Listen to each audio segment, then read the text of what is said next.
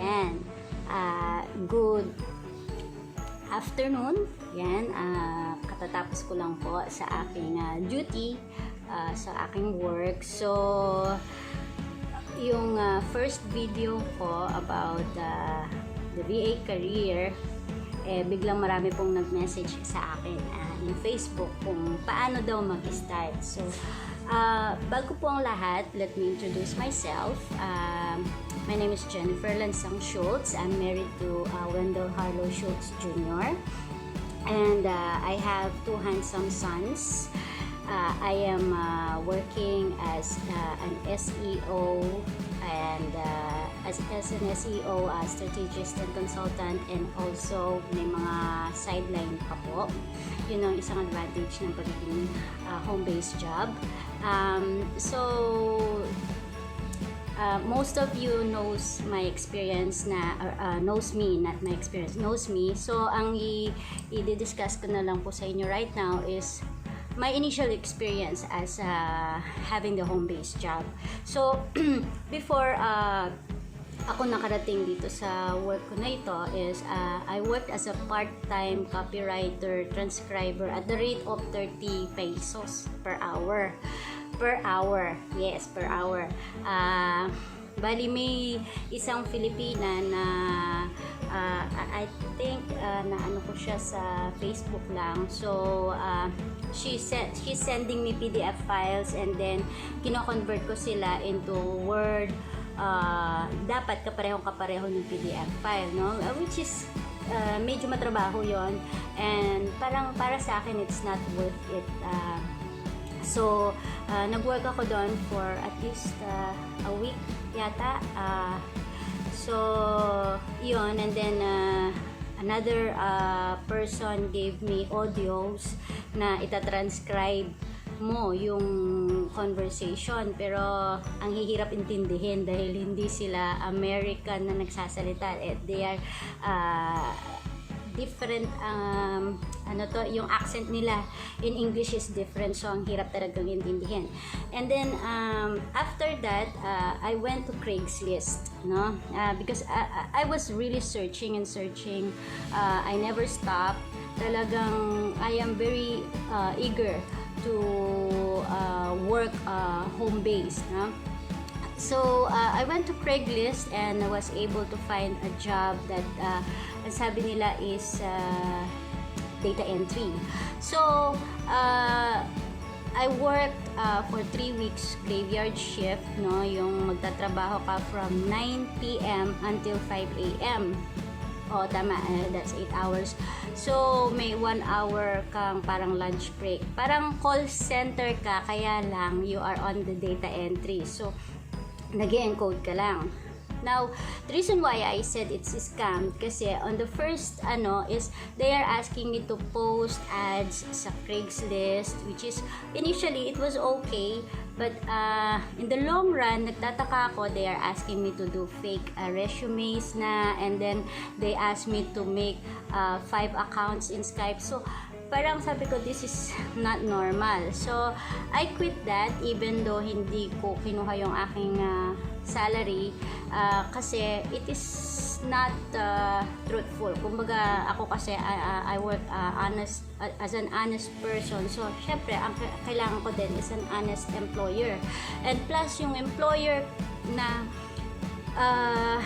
ma-meet ko through Gmail lang is hindi man niya ina-identify, hindi ko man nakita itsura niya, hindi niya man ina-identify yung kanyang talagang pangalan. Ang nakalagay lang is executive assistant. So, sa lahat ng mga email correspondence. So, to cut the long story short, huminto ako doon, and then I prayed, no?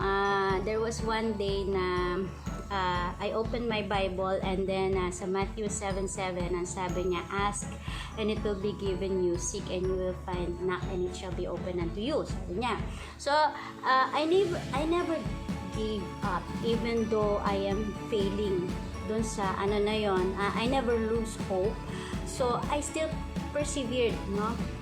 Ang ginawa ko, type lang ako ng how to search for a virtual assistant job. Yung mga ganong tipo na mga subjects ang tinatype ko. And then, one day, may nakita akong YouTube link na yun yung pinrest ko. And then came yung employer ko, my current employer now, nagsasalita siya. He was introducing himself, and then he was telling what is the company all about, what is his career, and what is their requirement. So dun sa last na sinabi niya is, if you are interested, click the link below, sabi niya. So out of curiosity, I clicked the link, and then it led me to submitting my resume. So submit ako ng aking resume. And then second is after kong masubmit yung resume ko, hiningi nila yung aking Skype ID. And then I gave it to them, and then it led me to another link again wherein typing speed test ako, kasi ang kailangan nga nila is a virtual assistant. So after that, nung natapos ko na yon, it led me to another link again wherein they are asking me to do a correspondence in reply to a certain situation. So natapos ko yon, and then after that, the final test is to test the speed of my internet. So after that, nung natapos ko na lahat yun, I received an email from them saying na may interview ako. I was shortlisted from I think 150 applicants from all around the globe, no? So ang nangyari yata, there were only 5 of us who passed the exam, and then na shortlist na naman, naging 3, and then sa bandang huli, ako na lang ang natira. Ako na lang ang, kumbaga talagang, ako na yung pinili kasi mas mabilis kasi akong mag-type. So, nung natapos ko na lahat yun, they sent me an offer. So, nung sinend nila yung offer ko, first is, syempre, we are testing the trust of each other. So, ang una nilang ginawa was send me my paycheck on a daily basis. So, which is good. And then, after that, naging weekly na yung paycheck. And then, after 3 months, I was given an increment. And then, every year, meron akong increment and promotion, and also evaluation, which is it is helping in a sense na kumbaga nakaka-increase ng valor or the value, no, being a virtual assistant. So just last year 2 years ago, ang naging title ko is SEM or Search Engine Marketing Expert, and then last year I became SEO strategist and consultant. So kumbaga ini-evaluate ako ng aking mga employer every year, and then the good thing is they are open also with my opinion. So ang ano kasi is people doesn't care what you know unless they know that you care. Kumbaga, I cared with the company. We started, our company is a property management company. We are the one in charge of putting property management companies on top of Google. So, yun yung ginagawa ng company namin. We don't sell anything except leads. We call it leads or lead generation. Now, ayan, natapos ko na yung I have introduced myself. So, gusto ko lang i-share yung yung sinabi ni Mark Zuckerberg. Sabi niya, the biggest risk is not taking the risk. In a world that is changing radically or quickly, the only strategy that is guaranteed to fail is not taking the risk. So we all have to take the risk, or we all have to take that one leap of faith. Patience, persistence, perseverance is the key in order for us to get what we want, or in order to get yung gusto natin, or the dream that we wanted to be.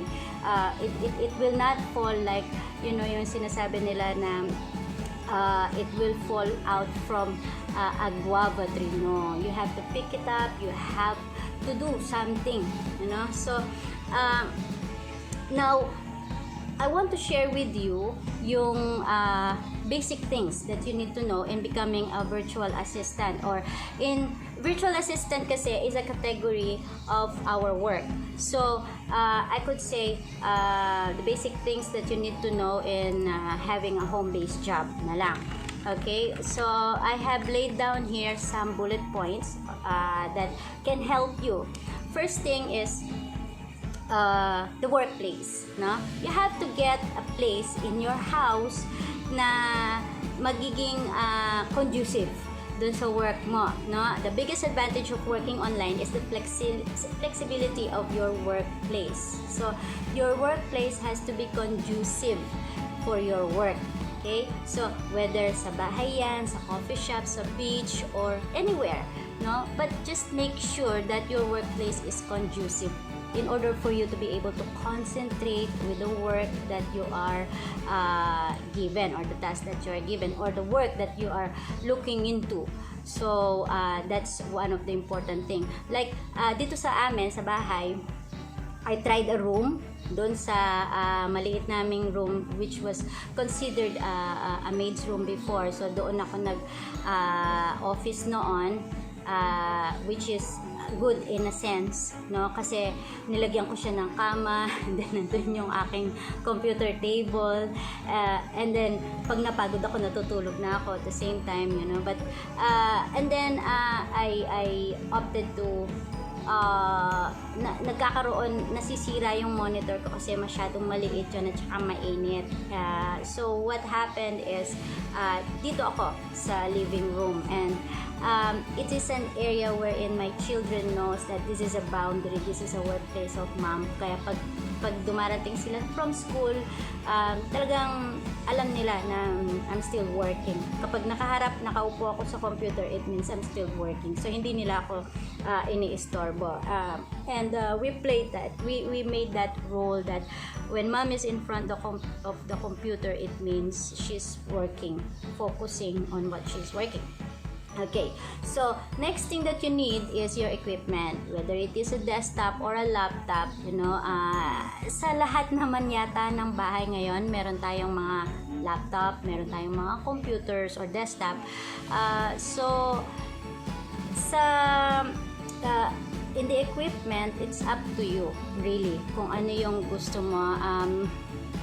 I'm not that quite technical about computers, my son Eros is, siya yung tumutulong sa akin na pag halimbawa, anak, gusto ko ganito, ano yung dapat. So, my 15-year-old son is telling me, oh, mami, dapat ganito, mami, dapat ganito. So, yun, kaya ako nagkaroon ng isang hybrid na computer because I am upgrading every now and then. Kasi, minsan, nag-start ako with an i3, hindi, Pentium 4 pa yata yun. No, it's an i3. So I started with an i3 laptop, and then after 2 years, after a year, nagkaroon ako ng desktop na i3 din siya. But the thing is, when you are into data entry na work, then you need at least a keyboard, no? A laptop naman, pwede mo siyang lagyan ng keyboard. Pero in order, kasi ako mabilis akong mag-type, so talagang may keyboard ako, no? So that's one of the things. And then if you are into ESL or you are teaching like a call center or CSR ka na tinatawag, customer support representative, then you should have the headset. But for me, I don't need those kasi hindi ako voice. Meron kasing voice, non-voice, no? So, yung mga yon, we will tackle it on the next coming videos. So, as we go along, we will learn. Tayo po ay matututo at sa bawat isa. And also, the next thing that you need is internet connection, no? A stable and reliable internet connection is one of the most important thing as a home-based employee or home-based entrepreneur, no? So, ako kasi during the first part of my VA career is meron lang akong isang ISP.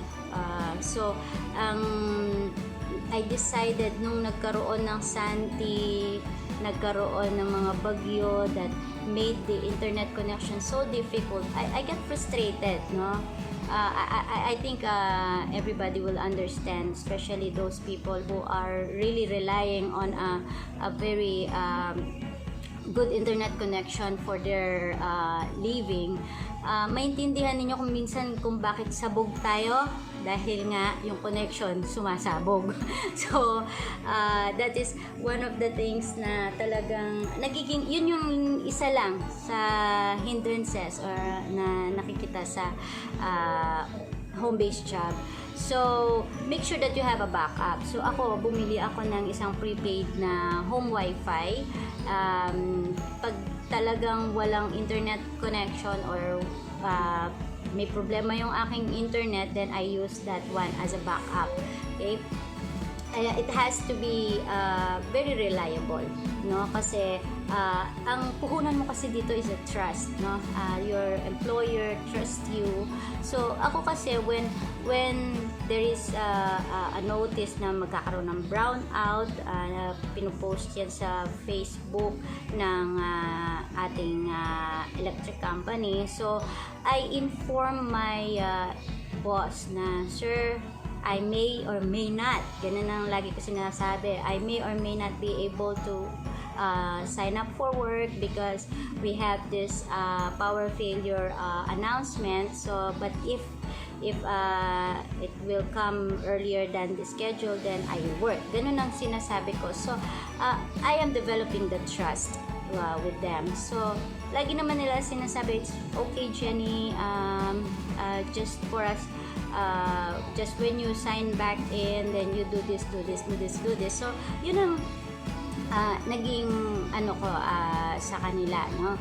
So, that's one of the things na na-develop ko sa mga boss ko. That's why hindi ako nagwo-worry kapag walang internet, kapag walang kasi I tell them beforehand. And if the weather is we're having a problem with the weather, sinasabi ko rin sa kanila that we have this thunderstorm, we have this typhoon, so and so. They are and sometimes I give them a link, no? Doon sa ka-copy paste ko yung link ng thunderstorm announcement. So at least they know that you're telling the truth, no? So yun. So then the fourth thing that you need to do, medyo matagal po itong video natin na to kasi we will focus on how to tailor fit your resume or your biodata or your curriculum vitae, whatever you call it. We have to fire up your resume, no? Once you have the workplace, the equipment, the internet connection, then the other thing which is your kumbaga sa pasaporte mo to set up your home-based job is to tailor fit your resume, no? Now, if you are a fresh graduate, wala kang problema kasi wala ka namang experience na ilalagay. But what you can do is you have to highlight your skills and you have to enumerate yung mga tools where you are good at, no? Yung mga softwares that you have studied at kung saan ka magaling doon. You have to highlight those. And then if you have work experience naman, you know, but you do not have an online experience, then what you need to do is to be a little bit smart in preparing your resume. You have to put yourself doon sa sapatos ng employer mo and ask yourself na what do you look for in an applicant? Ano ba yung sa tingin mo kailangan ng employer na yon? So yun ang ilalagay mo sa iyong resume. It's not that you are going to put things there that you don't know what to do, no? This will take a little bit of researching and iaano mo siya, ipapartner mo siya dun sa skills mo. Halimbawa, if you are looking in a position of data entry, okay, and then hindi ka magaling sa Excel, okay, hindi ka magaling sa Word, so you cannot apply for a data entry, no? So, but the thing is, may mga data entry that they will give you yung tools like QuickBooks, no? Isang software na kung halimbawa magaling ka naman sa accounting and they will give you the tools, then madali na lang pag-aralan yung mga softwares. Mostly pag data entry kasi nag-encode ka lang. So, now, tumatahol talaga yung aking aso.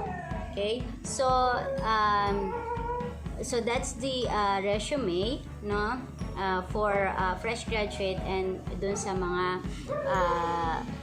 walang online experience sa work. Now,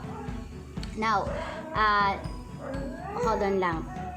Patahimikin ko muna yung aso ko.